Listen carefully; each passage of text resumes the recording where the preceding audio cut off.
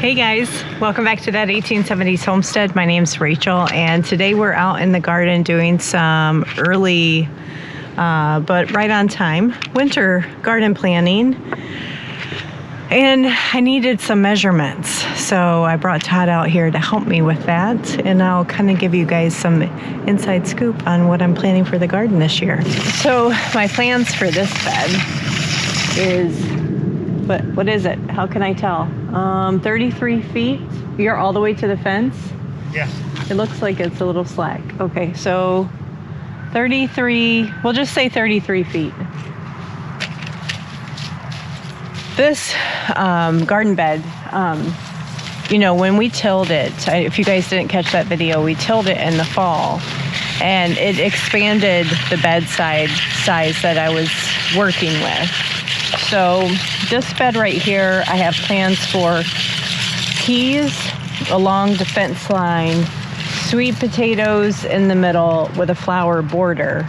So I kind of needed to see what is my new width and length that I'm working with.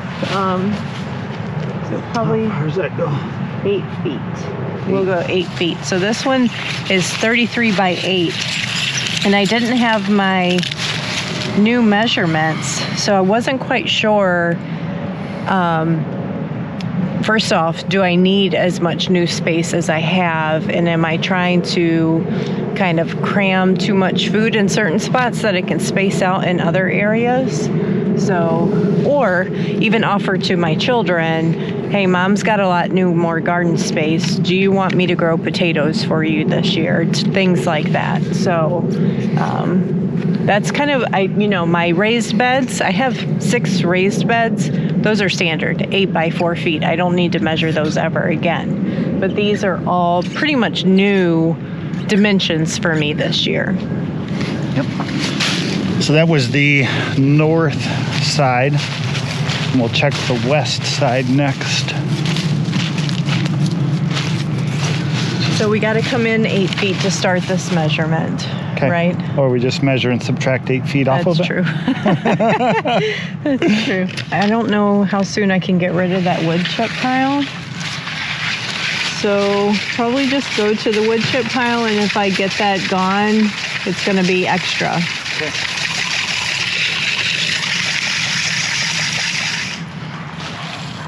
Uh, 38 feet. So 30 feet, right? Yep.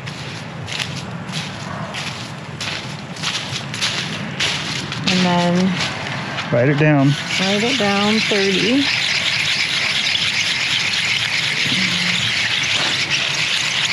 Did you tell them what you were going to plant in that bed? I did. This one here is pole beans. So I'll have a cattle panel trellis along the back.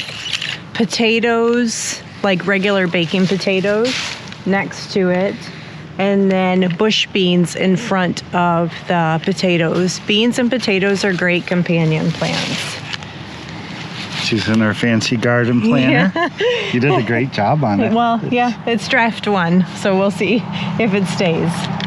And then in this corner, I'm doing like a cute mini cucumber trellis and dill in each of the corners. I think it'll just, I really worked hard for beauty. Like I really want it to be a pretty space. So again, I went from a pea trellis to a green bean trellis, sweet potatoes to regular potatoes, flowers to bush beans, cucumbers, dill. We've just measured the width of this bed. It's 8 feet, and I'm fussing at Todd to get off my beds and don't walk on them more than you have to. Now this is behind us. Let's turn around. This is the biggest new space. And I honestly, right now over here, I've got my corn, butternut squash, pumpkins. I feel like it's a proper space for corn. It's going to be a little bit protected for the wind with this big white pine I have here, and bush beans again in the front. I don't know that I'm going to do that 100%, but this is really the corn and pumpkin patch, I'm thinking. So I need to know how much corn and pumpkin can I fit in here. I think I'm only going to measure to about 2 feet from here. So we'll go the whole way, and then I'll measure 2 feet off. Not quite to the fence all the way. Come back in a little bit because I'm not going to plant I that. can't push the tape. Oh. You have to pull. Okay. So that's 17. I'm going to take 2 feet off, so 15 feet. 15 feet wide. That's basically double what my other widths are. Walking on the soil, though, it feels so soft. Stop about right there. Yeah. 24 feet. I'll go 24 feet. Okay. So 17 by 24 is a great size patch. I've never had anything quite that big for corn. It's a big space. It is a big space.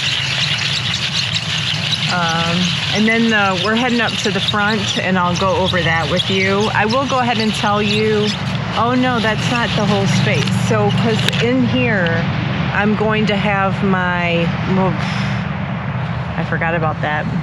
In here, I'm going to have up front my green insect barriers. What do we call those? My row covers. For brassicas? Yeah, for my brassicas. I'm going to just do cabbage and broccoli. And that's, how long are each one of those? Like 6 feet each or 4 feet? I think they're 4 by 8. 4 by 8. So that's 16 feet I'm going to have to subtract from this whole section in length and 4 feet in width for that. And so 16. All the way to these pots is 25 feet. 25. And what was the width again? 10 feet? 10 feet wide by 25. 250 square feet. So this is a really important bed for me because this is where my wheat's gonna go. Guys, I'm growing wheat for the very first time. I'm so excited about this. And so what will a 10 by 25 space of wheat, almost, I'm gonna have a 1 square foot of peppers in the front, but it's peppers and then all golden flowy wheat in the garden. How pretty. All right, but you guys want to know what's going in the raised beds right now. I'll tell you that.